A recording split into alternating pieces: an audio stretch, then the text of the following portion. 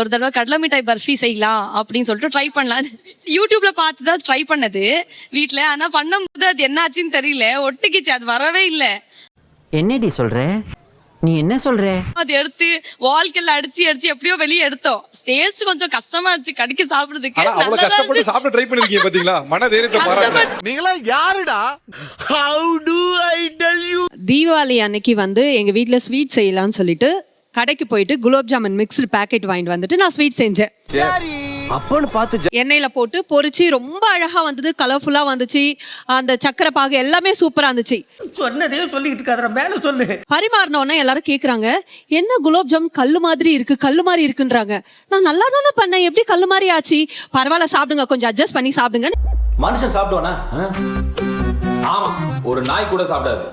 ஏன் இது இப்படி சொதப்புச்சுன்னு உள்ள போய் பார்க்கும்போது தான் தெரியுது, அது குலோப் ஜாமுன் மிக்ஸ்டே இல்ல, பஜ்ஜி போண்டா மிக்ஸ்டா இருந்துச்சு. அட பாவிகளா, வாயில சுவிட்ட வச்சு வெடிய அடியில வச்சிட்டீங்களா? எனக்கு என்ன சொல்லுங்க, குலாப் ஜாமுன் மிக்ஸுக்கும் பஜ்ஜி போண்டா மிக்ஸ் எப்படி தெரியாம போட்டீங்க?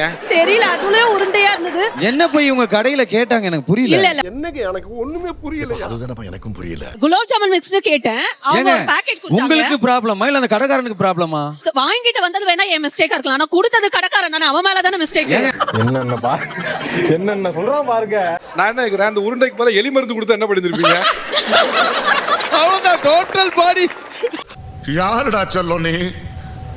இதுதான் நான் செஞ்ச பெரிய சொதப்பல். அதுக்கப்புறம் வந்து சமைக்கிறதே விட்டுட்டு ஒரு வீடு கட்ட போறேன்னா என் வீட்டுல சமைக்கட்டுன்னு ஒரு இடமே இருக்க கூடாதுன்னு நான் டிசைட் பண்ணி வச்சிருக்கேன். அக்கா, அந்த நீங்க வீடு கட்டணும் ஆசைப்படுறீங்களா, அந்த குலோப் ஜாமுன்லயே கட்டுங்க, ஸ்ட்ராங்கா சின்ன சேனல் எதா இருந்தாலும் அது கொஞ்சம் ஆதரவு கொடுங்க. உங்க பொண்ணான கையை கொண்டு அந்த பெல்ல தட்டிடுங்க. அவங்களுக்கு சப்ஸ்கிரைபர் 5-10 ஏறுனா அவங்க மனசு சந்தோஷப்படும்.